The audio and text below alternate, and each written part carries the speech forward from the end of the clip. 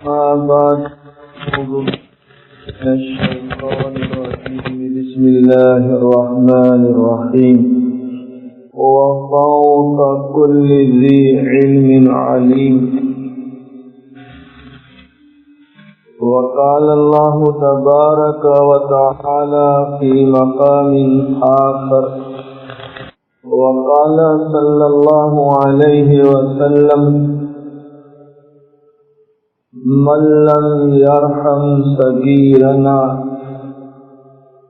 ولم يؤثر كبيرنا فليس منا أو كما قال صلى الله عليه وسلم. ہمارے حضرت شیخ احمد اللہ راندیری رحمۃ اللہ علیہ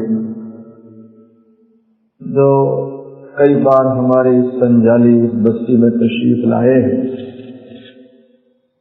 اور وہ جب بھی آتے تھے اکثر شروع میں حضور پاک صلی اللہ علیہ وسلم کی شان میں بلغ العلا بکمال ہی سنایا کرتے تھے. میں آپ حضرات کی خدمت میں پیش کرتا ہوں، محبت کے ساتھ سماعت فرمائیں. کیا شان ہے پیارے نبی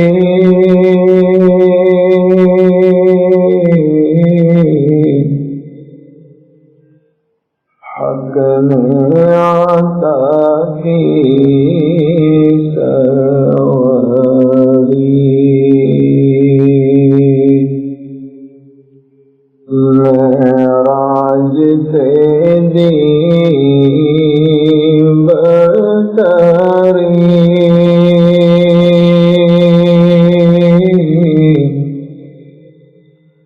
بلغ العلا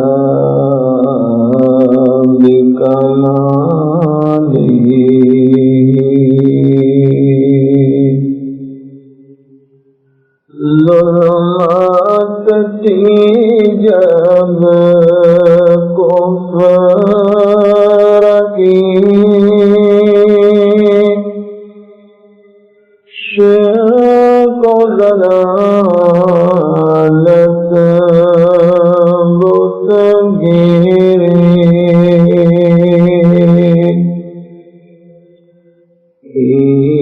ایمان کی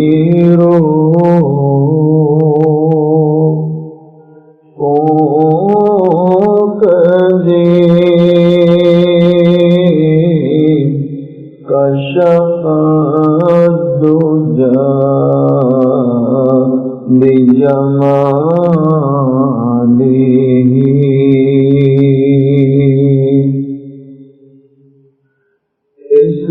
اسلام کی دعوت بھی دی، تکلیف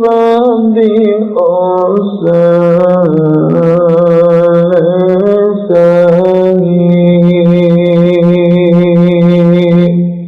یعنی دونوں جہاں کے سردار حضور پاک صلی اللہ علیہ وسلم اسلام کی دعوت بھی دی، تکلیف بھی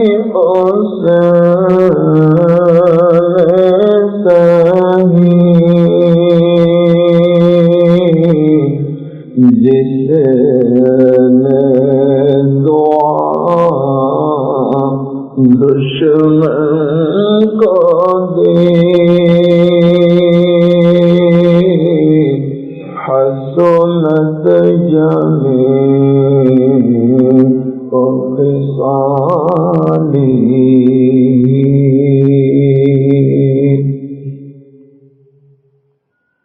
ایک دوم دنیا میں مچی آواز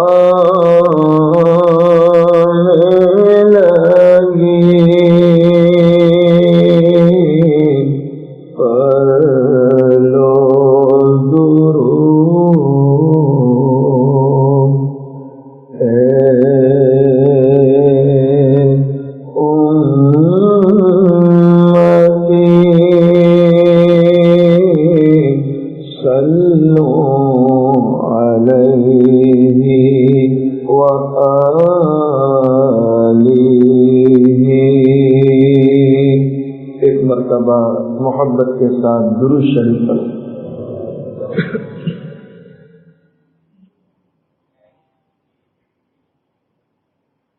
قابل احترام معزز معطر علماء، بزرگوں، عزیز نوجوانوں، حق تعالی شانہ کا بڑا احسان اور کرم ہے، آج 22 دسمبر ء 2017 ہم یہاں سنجالی گاؤں کی جامع اور جونی مسجد میں جمعہ کی نسبت سے جمع ہے۔ اللہ تعالیٰ سے دعا کریں اللہ تعالیٰ ہم سب کے جمع ہونے کو قبول فرمائے، اپنی رضا نصیب فرمائے۔ سرور کائنات تاجدار مدینہ محمد عربی صلی اللہ علیہ وسلم ایسے پیارے نبی ہے کہ ایسا بلند رتبے والا اور بلند شان والا نبی آج تک دنیا میں آیا نہیں اور قیامت تک کوئی آنے والا۔ مشائخ لکھتے ہیں کہ ماں آمنہ کی گود سے، ماں آمنہ کی گود سے اللہ نے جو رسول دنیا والوں کے لیے بھیجا، یعنی میرے اور آپ کے لیے اللہ نے بھیجا، تو مشائخ لکھتے ہیں کہ وہ حضور پاک صلی اللہ علیہ وسلم اتنے بلند شان والے ہیں کہ قیامت تک کوئی ماں ایسا رسول اور نبی جن سکتی۔ کتنا اللہ نے نوازا اور کتنا ممتاز بنایا، اللہ اکبر۔ ایک عورت ہے اور اس کا نام ہے دایا شفا۔ ہم لوگ گجراتی میں دایا اس عورت کو بولتے ہیں کہ جب کسی کو بچہ پیدا ہو تو وہ وہاں خدمت کے لیے رہتی ہے، دایا ہی بولتے، کچھ اور بولتے ہیں۔ یہ دایا ہے اور اس کا نام کیا ہے؟ شفا۔ کیا نام ہے؟ شفا۔ بہت پیارا نام ہے۔ لوگ ادھر ادھر کے نام رکھتے ہیں نیٹ پر دیکھ کر، جس کے معنوں کا بھی ٹھکانہ نہیں ہوتا۔ ایسا پیارا نام رکھنا چاہیے، شفا۔ یہ نیک پالی لیتے ہوئے کہ اللہ ظاہری اور باطنی ہر بیماری سے شفا مقدر فرمائے۔ علماء لکھتے ہیں دونوں جہاں کے سردار حضور پاک صلی اللہ علیہ وسلم،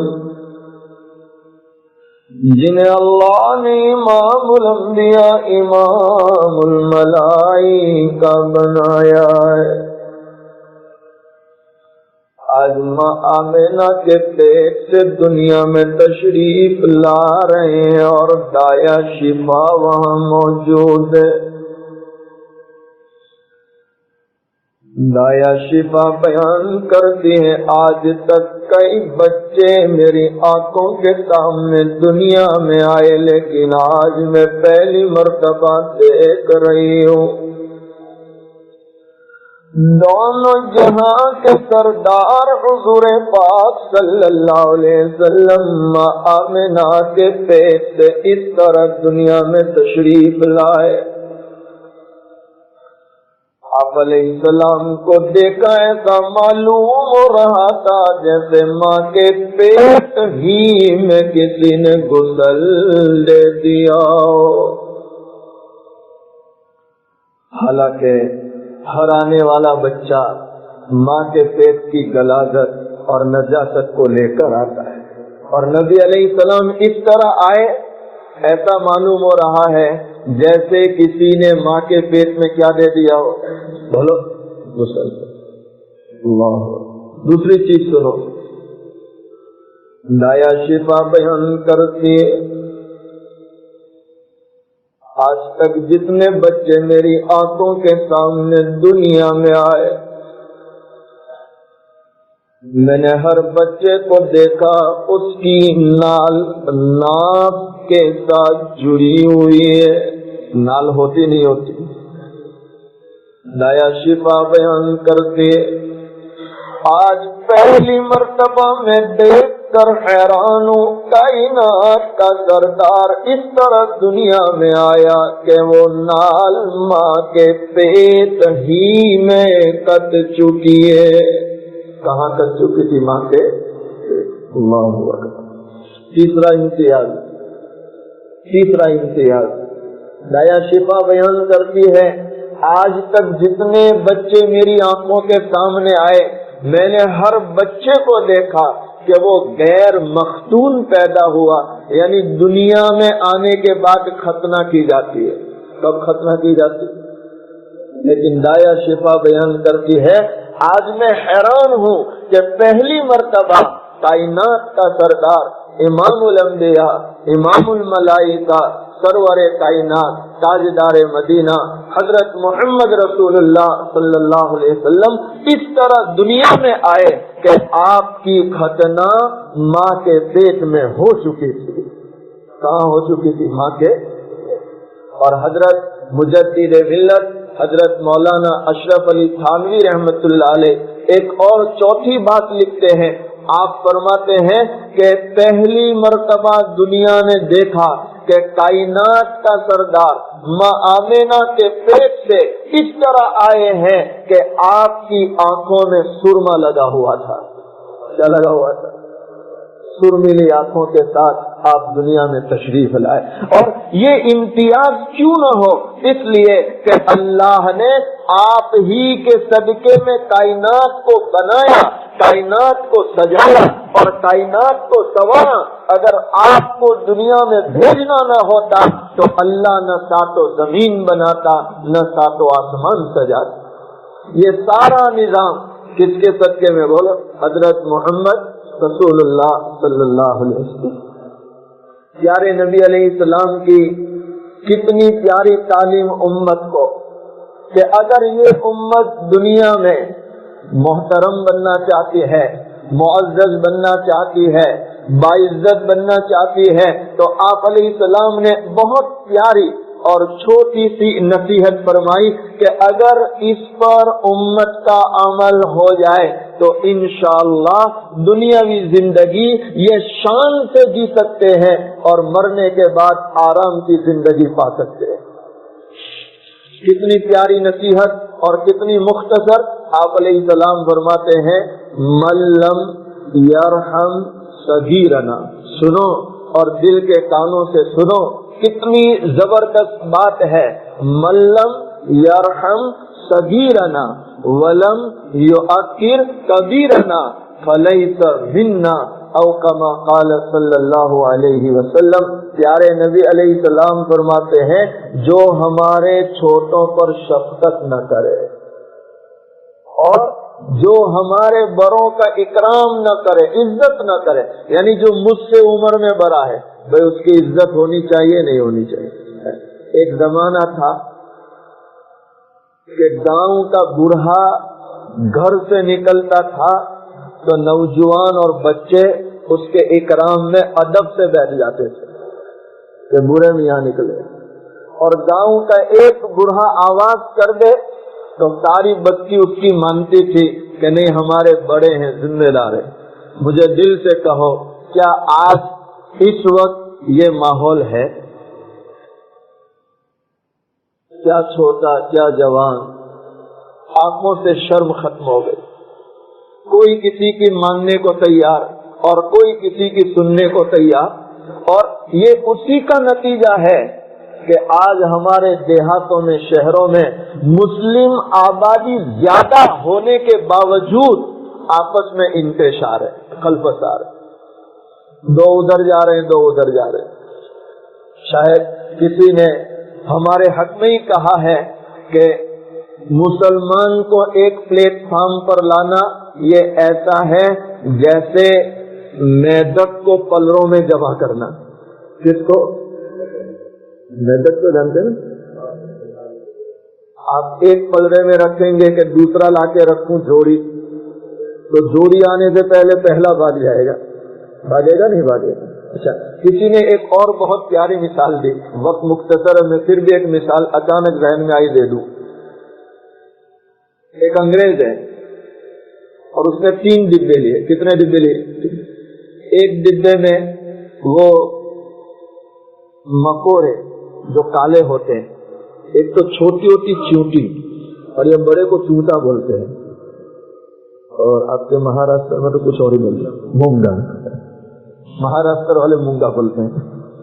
تو وہ جو بڑا ہوتا ہے چوٹا کالا، اس کو ہم لوگ گجراتی میں مکوڑا بولتے ہیں۔ کیا بولتے ہیں؟ اس نے ایک ڈبے میں مکوڑے بند کیے اور اوپر سے ڈھکن بند کر دیا کہ کوئی مکوڑا باہر نہ جائے، اور اس پہ لکھ دیا نصارا۔ دوسرا ڈبہ لیا، اس میں بھی مکوڑے بھر دیے اور ڈھکن کو بند کر دیا کہ کوئی باہر نہ جائے، اور اس پہ لکھ دیا یہود۔ کیا لکھ دیا؟ یہود۔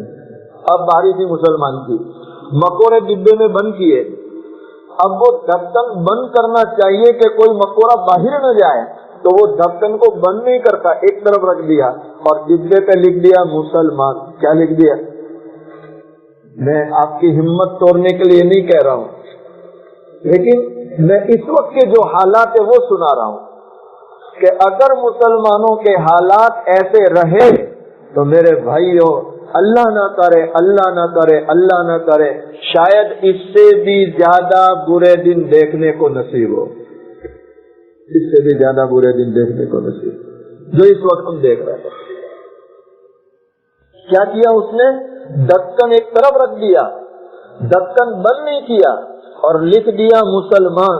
تو کسی نے کہا جناب نصارہ کو بند کیا، یہود کو بند کیا، مسلمان کو آزاد چھوڑ دیا، ڈھکن نہیں رکھا، تو کیا کہہ رہا ہے؟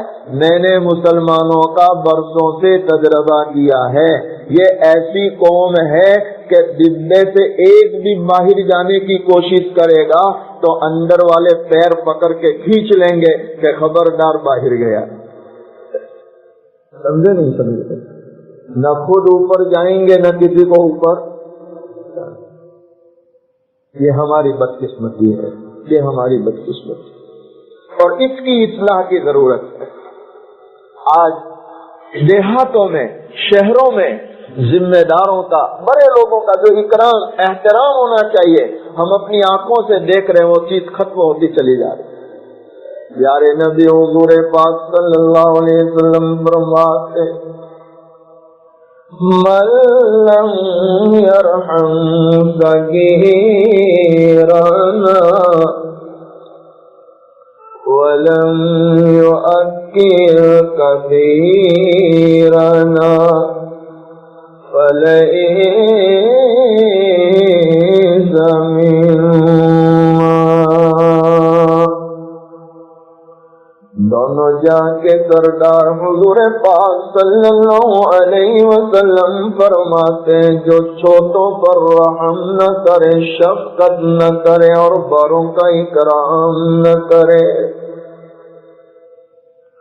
آپ علیہ السلام فرماتے ہیں وہ مجھ سے نہیں، میری امت میں سے نہیں ہو سکتا۔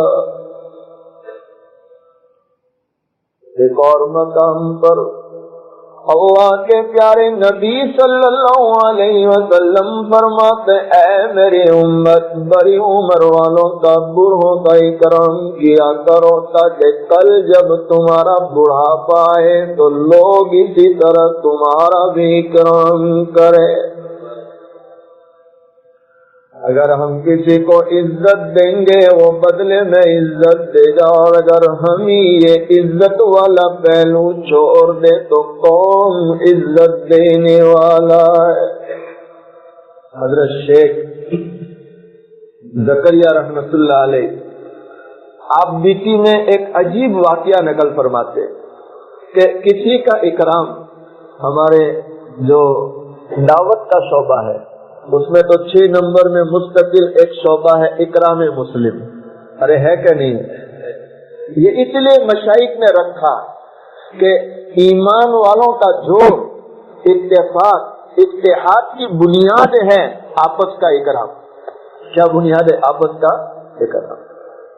ایک مسلمان دوسرے مسلمان کو ملے پہلے سلام کرے اور سلام کرنے کے بعد پوچھے آپ کا نام کیا ہے. اگر چہرہ نیا لگے تو پوچھے کہاں کے رہنے والے ہو. آج حالات یہ ہے کہ آمنے سامنے ٹکرا کے جاتے ہیں پھر بھی سلام کرتے. جس کو جانیں گے اس کو سلام کرتے ہیں, جس کو جانتے نہیں اس کو سلام دیتے. حالانکہ ایمان والا ہر ایک کو سلام کرنا چاہیے کہ اس سے آپس میں محبتیں بڑھتی ہے, محبتیں بڑھتی. آج اللہ کا شکر ہے ہماری اس بستی میں غالباً کوسمری سے جماعت آئی ہے, کوسمری سے ابھی ساتھی ملے مجھے جماعت آئی ہے. اللہ اس آنے والی جماعت کو قبول فرمائے اور بستی والوں کا فریضہ ہے کہ اس جماعت کا بھرپور تعاون کریں گے انشاءاللہ. میں یہ عرض کر رہا تھا, شیخ زکریا رحمت اللہ علیہ فرماتے ہیں کہ ادنا کسی کا اکرام, ادنا کسی کی عزت, ادنا کسی کا خیال کرنے نا اللہ کو کتنا پسند ہے. تو آپ فرماتے ہیں ایک نوجوان سفر کو نکلا, رات کو اندھیرا ہو گیا, تو سفر کرتے ہوئے اس کے ذہن میں آیا کہ اندھیرے میں سفر کرنا مناسب نہیں. تو اس زمانے میں سرائے بنے ہوئے رہتے تھے, مہمان خانے. وہ نوجوان سرائے میں گیا. آپ لکھتے ہیں آدھی رات کو جب سرائے میں نوجوان پہنچا تو قریب میں ایک مکان تھا. اس مکان میں ایک عورت رہتی تھی اور اس عورت کا پیشائی زینا تھا, بدکاری تھی. اس عورت نے جب اس گورے سے نوجوان کو دیکھا تو اس کے اندر برائی کا جذبہ اٹھا. یہ عورت اپنے گھر سے نکلی, سرائے میں گئی, اس نوجوان کو گناہ کی دعوت دی. تو اس نوجوان نے پیٹ پکڑ کر کہا میری بہن میں مسافر ہوں, بہت بھوکا ہوں, میں نے کھانا نہیں کھایا, مارے بھوک کے میری جان جا رہی ہے, تو مجھے گناہ کی دعوت دے رہی ہے, تو ایک کام کر مجھ پر رحم کر, میرے کھانے کا نظام بنا. تو اس عورت نے کہا میرے بھائی میں زیناکار عورت, بدکار عورت, میری تو ساری کمائی حرام کی ہے, 1 روپیہ حلال نہیں, اور میں چہرے سے دیکھ رہی ہوں تو کوئی شریف گھر کا لڑکا ہے, اچھے گھر کا لڑکا ہے, عزت والا لڑکا معلوم ہوتا ہے, میں تجھے حرام کی کمائی کیسے کھلاؤں. تو اس لڑکے نے کہا میری بہن رحم کر, رات کا وقت ہے, میں تنے تنہا ہوں, مسافر ہوں, کوئی میرا جاننے پہچاننے والا نہیں, تو اللہ کے لیے میری مدد کر. تو وہ عورت کہہ رہی ہے ٹھیک ہے تو رک جا, میں گھر جاتی ہوں, کوشش کرتی ہوں. یہ گھر گئی, گھر جا کر 5 درہم لے کر آئی. کتنے درہم؟ 5.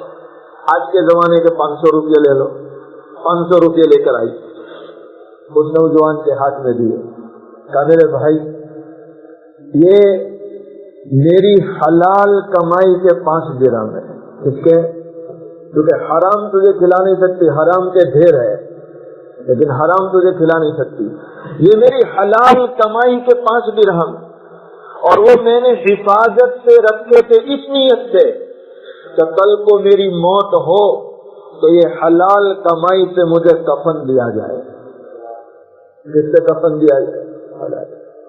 لیکن تیری ضرورت ایسی ہے کہ میں نے وہ کفن کے پیسے تجھے دے رہی ہوں, میرا اللہ میرا نظام بنائے.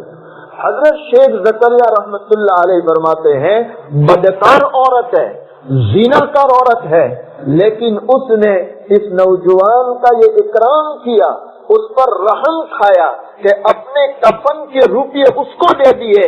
تو اب اللہ اس کا جو نظام بنا رہا ہے وہ دیکھو. حضرت لکھتے ہیں نوجوان صبح ہوئی, آگے روانہ ہو گیا, اپنی منزل کو پہنچ گیا. برسوں کے بعد اس نوجوان کو یاد آیا کہ ایک سفر میں ایک عورت نے میری مدد کی تھی, آج مجھے اس عورت کی خبر لینی چاہیے, اور اللہ نے مجھے مال دیا ہے. تو وہ جیب میں روپیہ لے کر نکلا کہ اس عورت کو مدد کرنی ہے, اس کو بدلہ چکانا ہے. تو اپنی جیب میں روپیے لے کر چلا, جب وہ اس سرائے پر پہنچا تو وہاں جا کر اس نے سرائے کے ناظم ذمہ دار سے پوچھا کہ پڑوس میں ایک عورت تھی، میں اس کو ملنا چاہتا ہوں. تو اس ناظم کی آنکھوں میں آنسو آ گئے. کہنے لگا ابھی ابھی تیرے آنے سے پہلے اس کے انتقال کی خبر آئی. نظام کون چلاتا ہے؟ بولو، نظام کون چلاتا ہے؟ من کان للہ کان اللہ. جو اللہ کے لیے، اللہ کو راضی کرنے کے لیے قربانی دے گا، اللہ اس کی قربانی کو بیکار کرتا. ان اللہ لا یضیع اجر المحسنین، کہ احسان کرنے والوں کی نیکی اللہ ضائع ہونے دیتا. یہ نوجوان سیدھا گھر پہنچا اور اس نے بستی والوں میں اعلان کر دیا یہ میری بہن ہے، اس کے لیے میں حلال کی کمائی لے کر آیا ہوں، میں خود اس کا کفن کا نظام بناؤں گا، قبر کی مزدوری دوں گا. سارا نظام اس میں حلال کمائی، اس کی نیت تھی نا حلال، تو اللہ نے نظام بنایا. اس نے سارا نظام بنایا اور بذات خود قبر میں اترا، اس اپنی بہن کو دفن کیا، باہر نکلا، سرائے میں آرام کو گیا. رات کا وقت تھا، اچانک جیب میں ہاتھ ڈالا، اس کا کوئی ضروری پیپر نہیں تھا، کاغذ نہیں تھا، تو اس کو خیال آیا ہو نہ ہو یہ کاغذ قبر ہی میں رہ گیا. تو رات کے اندھیرے میں پھر آیا اور اکیلا قبر کی مٹی کو ہٹا رہا ہے. جب مٹی ہٹائی تو کیا دیکھ رہا ہے؟ اس عورت کی لاش وہاں موجود نہیں ہے. ابھی تو دفن کیا تھا، ابھی تو دفن کیا ہوں. تھوڑی دیر سرائے میں آرام کیا اور ابھی واپس آیا، لاش موجود نہیں. تو وہ ہمت کر کے اندر اترا، ہمت کر کے اندر، چونکہ رات کا وقت ہے، اندھیرا ہے، پھر قبرستان کا ماحول ہے، ہمت کر کے اندر اترا. تو کیا دیکھ رہا ہے؟ وہ ہم جو بگلی قبر بناتے نا، ارے بگلی قبر دیکھو، ایک تو سیدھا کھڈا بناتے اور ایک اندر بناتے، تو وہ اندر جھانک کے دیکھ رہا ہے. تو کیا دیکھ رہا ہے؟ حد نظر تک اس کی قبر وسیع اور کشادہ ہے.